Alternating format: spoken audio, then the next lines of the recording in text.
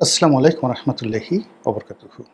সম্মানিত দর্শক, ভারতীয় গোয়েন্দা সংস্থা রয়ের যিনি প্রধান, সাম্প্রতিককালে তিনি বাংলাদেশ সফর করেছেন।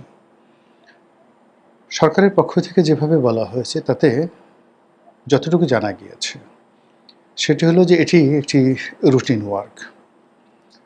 বাংলাদেশের সেনা গোয়েন্দা সংস্থা যেটি ডিজিএফআই, তো সেই ডিজিএফআইয়ের প্রধান সাম্প্রতিক সময় দিল্লি সফর করেছেন।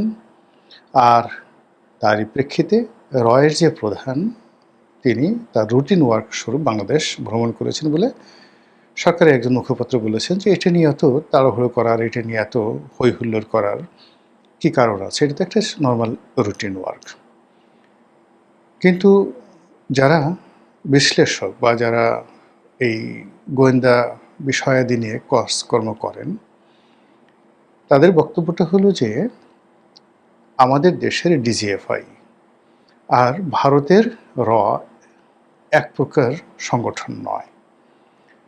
ভারত রাষ্ট্রের যে স্বার্থ, সেই স্বার্থটি বিদেশের মাটিতে দেখাশোনা করে র, এবং ভারতের সেই স্বার্থ রক্ষার জন্য বিদেশের মাটিতে যে কোনো মিলিটারি অপারেশন করা, এমনকি খুন খারাপি করা, এই ধরনের কর্মকাণ্ড করার অধিকার, আইনগত বৈধতা রয়ের আছে।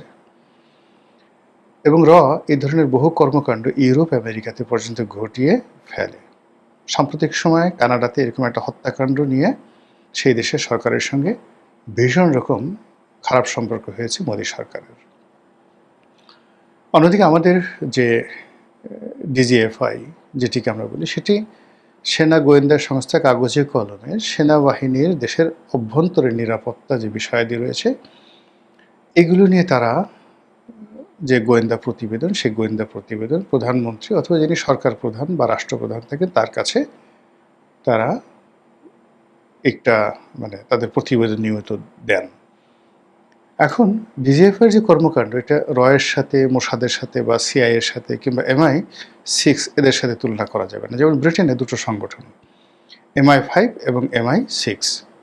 MI5 হলো আমাদের বাংলাদেশের NSI-এর মতো, আর MI6 সেটি হলো CIA-এর মতো, KGB-র মতো, অথবা ধরুন ভারতের রয়ের মতো অথবা মোসাদের মতো, যারা নিজেদের দেশের জনগণ, তারপর যে কোনো একটা বিষয়ে তারা কখনো কোনো গোয়েন্দা কর্মকাণ্ড চালায় না। কেবলই মাত্র ভারত রাষ্ট্র বা ওই সংশ্লিষ্ট রাষ্ট্র, যেমন ইংল্যান্ড বা ইসরায়েল কিংবা আমেরিকা অথবা রাশিয়া, এ সকল দেশের যে স্বার্থগুলো থাকে বিদেশে, সেই স্বার্থগুলো তারা সংরক্ষণ করে গোয়েন্দা তৎপরতার মাধ্যমে। এই জন্য কখনো যুদ্ধ, কখনো কারি কারি টাকা, কখনো সেই মাতাহারির মতো বা পামেলা বোর্ডদের মতো দুনিয়া কাঁপানো যে বেশ্যা, তাদেরকে নিয়োগ দিয়ে এই গোয়েন্দা সংস্থাগুলো রাজনীতি, একটা দেশের রাজনীতিকে তছনছ করে ছেড়ে দেয়। তো সেই দিক থেকে র বাংলাদেশে দীর্ঘদিন ধরে সচল।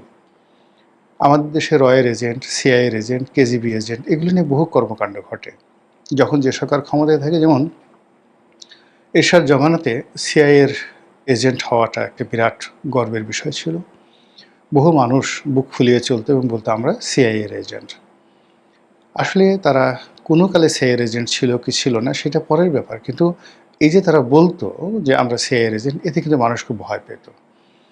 আবার শেখ হাসিনার জমানাতে যদি কেউ বলতো আমরা রয়ের এজেন্ট বা আমাদের সঙ্গে দাদারদের ভালো সম্পর্ক রয়েছে, সে সরকারি অফিসে, বেসরকারি অফিসে নিদারুণ একটা, যাকে বলা হয় তোয়াজ তদবির করার মতো একটা যোগ্যতা সে অর্জন করে ফেলত। এখন ডক্টর মোহাম্মদ ইউনূসের জমানা থেকে আজ অবধি মূলত সিআইএ, KGB, MI6 থেকে শুরু করে মোসাদ, এই যে গোয়েন্দা সংস্থাগুলোর যে তৎপরতা গত 2 বছর যাবৎ জনগণের উপর প্রভাব বিস্তার করেনি। অর্থাৎ জনগণ কেউ মোসাদের এজেন্ট হতে চায়নি, সিআইএর এজেন্ট হতে চায়নি, রয়ের এজেন্ট হতে চায়নি।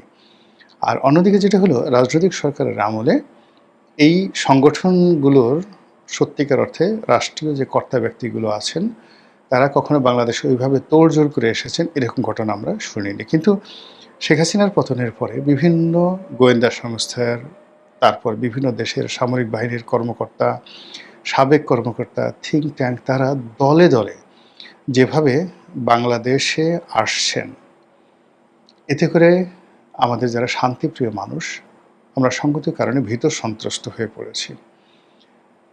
আমরা জেনে গেছি ইতিমধ্যে যে আমাদের দেশের যে ক্ষমতার পট পরিবর্তন, এটি আমেরিকার মাস্টার প্ল্যানে হয়েছে। আমরা জানি যে মার্কিন ডিপ স্টেট, সেই ডিপ স্টেটের বাংলাদেশের যে চ্যাপ্টার, এটা বাস্তবায়ন করার জন্য আমেরিকা সিআইএকে ব্যবহার করেছে, মোসাদকে ব্যবহার করেছে, ভারতের রকে ব্যবহার করেছে, এমনকি আইএসআইকে ব্যবহার করেছে। তারা বিভিন্ন জঙ্গি সংগঠনকে ব্যবহার করেছে, বিদেশ থেকে জঙ্গিদেরকে বাংলাদেশে ভাড়া করে এনেছে, অস্ত্র এনেছে। এই কথাগুলো ধীরে ধীরে বেরোচ্ছে। আজ আমেরিকান অ্যাম্বাসির যে আয়নাঘর বা তাদের যে সেফ হাউস বা তাদের যে মগজ ধুলাই কেন্দ্র, এই কথাগুলো খুব দ্রুত চলে আসছে। তো যখন রাজনীতিতে খুব উথাল পাথাল চলছে, অর্থনীতি রীতিমতো তছনছ হয়ে গেছে, স্মরণকালে সবচেয়ে ভয়াবহ জ্বালানির সংকটে আমরা আছি। আর এই জ্বালানি সংকটের মূলত অর্থনৈতিক। আমাদের প্রায় 23 থেকে 24,000 মেগাওয়াট বিদ্যুৎ উৎপন্ন করার মতো বিদ্যুৎ প্ল্যান্ট আমরা তৈরি করে রেখেছি। কিন্তু এগুলো যে চালানোর জন্য যে রানিং ক্যাপিটাল দরকার, সেই রানিং ক্যাপিটাল সরকারের নেই।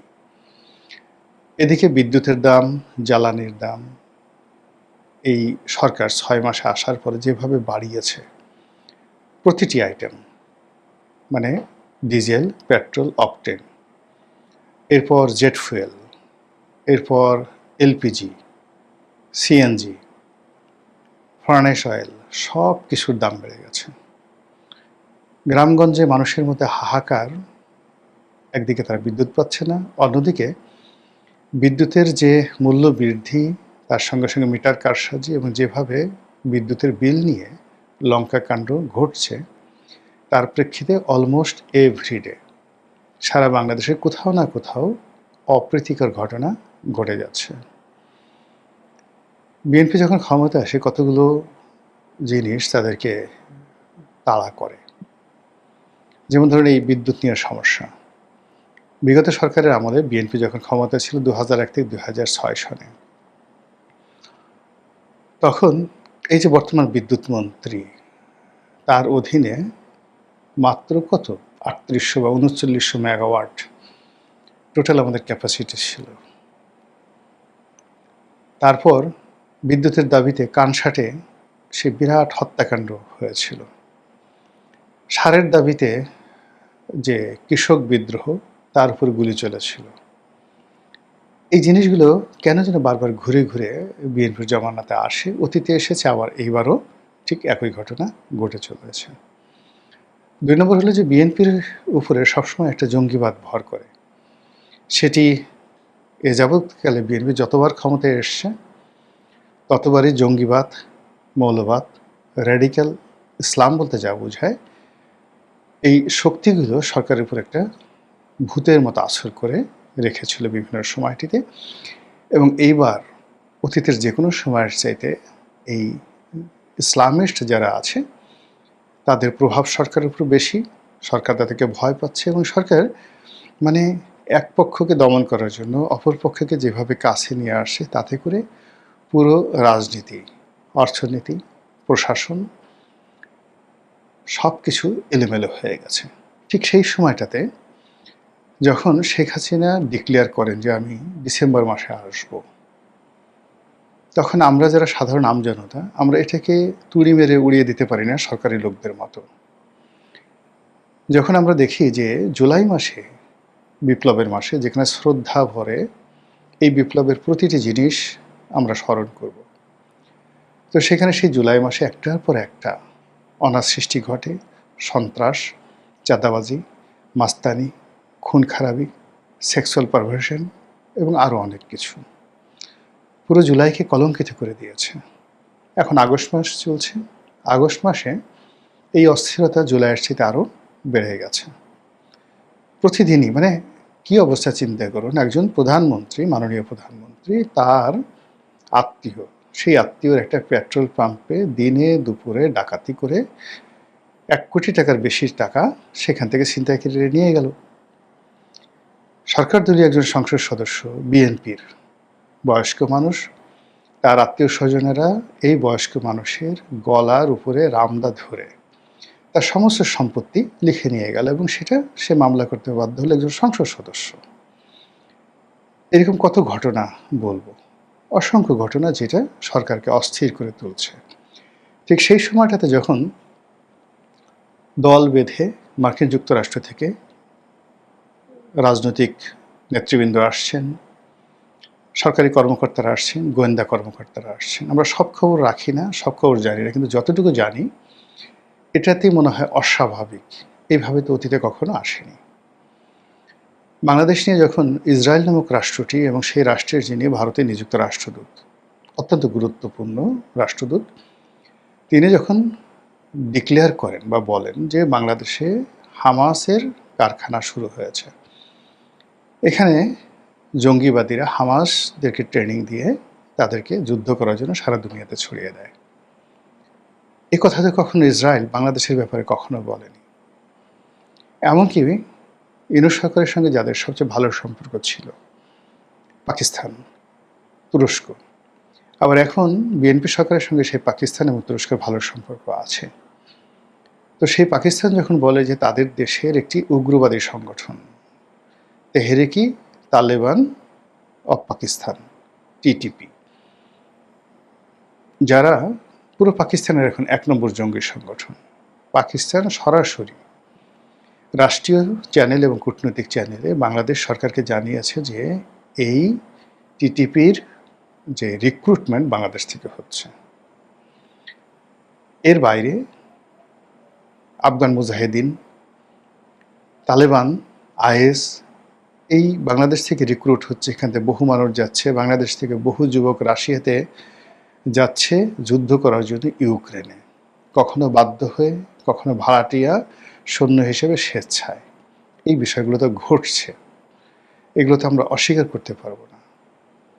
তো তখন যখন এরকম রয়ের একজন শীর্ষ ব্যক্তি, যিনি রয়ের প্রধান, আমরা তো বললাম যে আমরা বাংলাদেশে আসলে কখনো এই যে রয়ের নাম শুনেছি, ভুয়া এজেন্ট, 99.99% ভুয়া এজেন্ট। আমরা জানি যে রয়ের একজন স্টেশন চিফ, মানে বাংলাদেশে একজন প্রধান থাকেন বিভিন্ন সময়টিতে।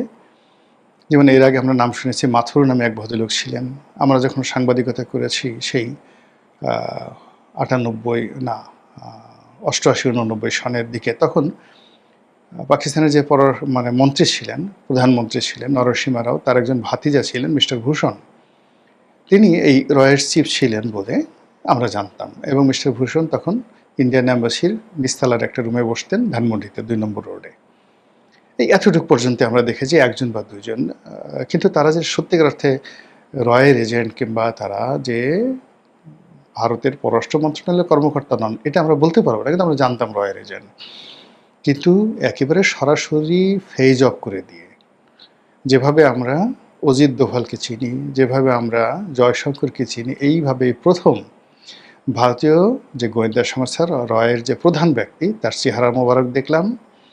তিনি বাংলাদেশে আসলেন, ইন্তেজাম করলেন, এবং সেই খবর আমরা গুরুত্ব সহকারে সব পত্রপত্রিকা প্রকাশ করলাম। এটা তো স্বাভাবিক না, এটা তো জিয়াউর রহমান সাহেবের আমলে হয়নি, এরশাদের আমলে হয়নি, বেগম জিয়ার আমলে হয়নি, শেখ হাসিনার আমলে হয়নি। কাজে এই যে যখন এই অপারেশন চালাচ্ছে, সঙ্গতকারী তাদের কন্টেম্পোরারি আইএসআই একইভাবে বাংলাদেশে গুরুত্ব দেবে, চীন একইভাবে গুরুত্ব দেবে, কেজিবি গুরুত্ব দেবে, কেননা তাদের বৃহত্তম ইনভেস্টমেন্ট 1,20,000 কোটি টাকার প্রকল্প এবং পরমাণু কর্মসূচি, নিউক্লিয়ার পাওয়ার, এটি রূপপুরে হচ্ছে। কাজে সেজন্য তাদের গোয়েন্দা উপস্থিতি, মিলিটারি উপস্থিতি একেবারে ম্যান্ডেটরি এখানে। অন্যদিকে যেভাবে মার্কিন রাষ্ট্রদূত ঘুরে বেড়াচ্ছে, এই কখন বরিশালের পেয়ারা মার্কেটে যাচ্ছে, কখনো কক্সবাজারে যাচ্ছে, এই যে তার যে যাকে বলা হয় মুভমেন্ট, এটাও আমাদের কাছে স্বাভাবিক মনে হচ্ছে না। অন্যদিকে দীনেশ ত্রিবেদী একজন পলিটিক্যাল লিডার, মন্ত্রী পদমর্যাদায় বাংলাদেশের রাষ্ট্রদূত রূপে কাজ করছেন ভারতের পক্ষে। এটাও অস্বাভাবিক। কাজেই আমরা খুব স্বাভাবিক আছি, এটা যদি কেউ মনে করেন, বোকার স্বর্গে বসবাস করছেন। আমরা খুব স্মুথলি আমাদের এই বর্তমান এই সমস্যাগুলো আমরা সমাধান করতে পারব। সরকার তার কাঙ্ক্ষিত মাকামে যেতে পারবে। বিরোধী দলগুলো এখন যেভাবে আশা করছে সেইভাবে সবকিছু হবে, আমার কাছে সেটা মনে হচ্ছে না। আমরা যে জালের মধ্যে পড়েছি, চক্রান্তের মধ্যে পড়েছি, সেই জাল এবং চক্রান্ত এর থেকে আল্লাহ আমাদের সবাইকে হেফাজত করুন। আসসালামু আলাইকুম ওয়া রাহমাতুল্লাহি ওয়া বারাকাতুহু।